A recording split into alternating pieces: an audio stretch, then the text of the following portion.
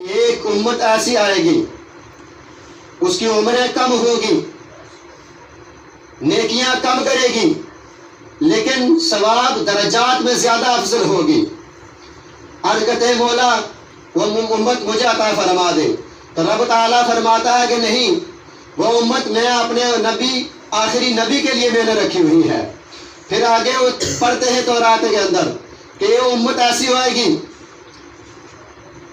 جب وہ عبادت کرے گی اس کے جتنے بھی گناہ ہیں وہ معاف کر دیے جائیں گے۔ موسیٰ علیہ السلام پھر التجا کرتے ہیں مولا وہ امت مجھے عطا فرما دے، رب تعالیٰ فرمائے گا نہیں، میں وہ امت اپنے نبی کے لیے عطا رکھی ہوئی ہے۔ پھر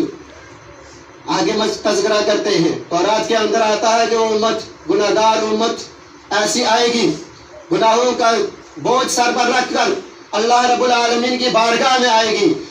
نماز نفل ادا کرے گی، تلاوت قرآن کرے گی، اللہ رب العالمین اس کے گناہ معاف فرما جائے گا۔ موسیٰ علیہ السلام پھر عرض کرتے ہیں مولا مجھے وہ امت عطا کر دے۔ الغرض جتنے بھی پڑھتے ہیں تذکرے، آخرکار موسیٰ علیہ السلام اللہ رب العالمین سے عرض کرتے ہیں، التجا کرتے ہیں مولا اتنی نعمتیں اس امت کو ملیں گی، یا اے مولا تو مجھے ہی نبی کی امتی بنا دے۔ موسیٰ علیہ السلام اللہ کا کلام کرنے والے کلیم اللہ ہو کر نبی علیہ السلام کی امت ہونے کا اپنے امتی ہونے کی تمنا رکھ رہے ہیں، مولا ہم کو نبی علیہ السلام کا امتی بنا دو۔ حضرت سیدنا عائشہ رضی اللہ تعالی عنہ فرماتی ہے کہ یا رسول اللہ صلی اللہ علیہ وسلم اس رات میں کون سی عبادت کروں، کون سی دعا کروں؟ دعا فرماتے ہیں کہ اگر یہ تو دعا کرے کہ اللہ تو میرے سارے گناہ معاف فرما دے، جتنے بھی میرے گناہ ہیں تو میرے معاف فرما دے، اللہ رب العالمین تیرے وہ گناہ اس رات کے اندر معاف فرما دے گا۔ پھر جب موسیٰ علیہ السلام یہ پڑھتے ہیں کہ وہ امت ایسی آئے گی نیکی کا ارادہ کرے گی، اللہ رب العالمین نے ہمیں بہت ہی اعلیٰ مقام دیا ہے کہ ہماری امت حضور علیہ السلام کا امتی جہاں کہیں بھی ہے نیکی کا ارادہ کرے گی تو اس کے نامہ اعمال میں نیکی لکھ دی جائے گی۔ جب وہ نیک کام کرے گی اس کے درجات بلند کر دیے جائیں گے۔ دوسری طرف اگر وہ برائی کا ارادہ کرتی ہے، امت برائی کا ارادہ کرتی ہے تو اس کے نامہ اعمال میں گناہ نہیں لکھا جائے گا جب تک وہ گناہ کر نہ گزرے۔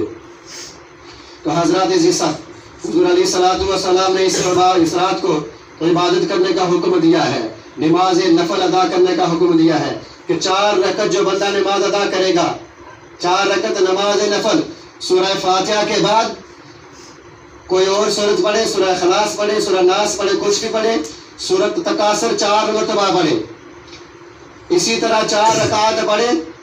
تو اللہ رب العالمین اس بندے کے سارے گناہ معاف فرما دیتا ہے۔ اس رات کی خاص بات یہ ہے کہ شام ڈھلنے سے سورج غروب ہونے کے بعد اللہ رب العالمین کے رحمت کے فرشتے پہلے آسمان پر آ جاتے ہیں، وہ التجا کرتے ہیں کہ ہے آج کوئی اللہ رب العالمین کی مدد چاہنے والا ہے، کوئی اللہ کے رب العالمین کی بارگاہ سے اپنے گناہوں کی معافی مانگنے والا، کہ اللہ رب العالمین کے رحمت کے دروازے آج سب کھلے ہوئے ہیں۔ جو بندہ آج اللہ رب العالمین کی عبادت کر کے اپنے گناہوں کی معافی مانگے گا اس کو ضرور عطا کیا جائے گا۔ وہ فرشتے شام سے لے کر صبح تک یہی چکر کرتے رہتے ہیں۔ تو سمجھنے جیسا یہ راتیں، یہ مقدس مہینے قسمت سے ملتے ہیں، ہم کو چاہیے کہ ان راتوں کے فیوز و برکات سے مستفید ہونا چاہیے، نماز نفل ادا کریں، قرآن کی تلاوت کریں، اپنے گھروں کو عبادات بنائیں، اپنے گھروں حضور علیہ السلام نے فرمایا نا کہ اے امت کے لوگوں اپنے گھروں کو قبرستان نہ بناؤ۔ قبرستان بنانے کا مطلب یہ نہیں تھا کہ جتنے بھی زندہ لوگ ہیں ان کو دفن کر دیا گیا ہے، نہیں، قبرستان بنانے کا مطلب ان کا یہ تھا کہ اپنے گھروں کو قبرستان نہ بناؤ۔ قبرستان میں جو تو مردے ہوتے ہیں وہاں سے اللہ رب العالمین کی کسی کتاب کی آواز نہیں آتی، تلاوت قرآن کی آواز نہیں آتی، نماز پڑھتے ہوئے ہم کسی کو نہیں دیکھتے ہیں۔ ان کا مقصد یہ تھا کہ اپنے گھروں کو قبرستان نہ بناؤ، بچوں کو عورتوں کو نمازوں کی ترغیب دو، تلاوت قرآن کی ترغیب دو۔ جتنے اللہ رب العالمین کی کلام کی تلاوت کریں گے اللہ رب العالمین اپنی رحمت اس گھر میں نازل فرمائے گا، اور اس کا صلہ کیا ملے گا، ان کے بچے نیکوکار ہوں گے۔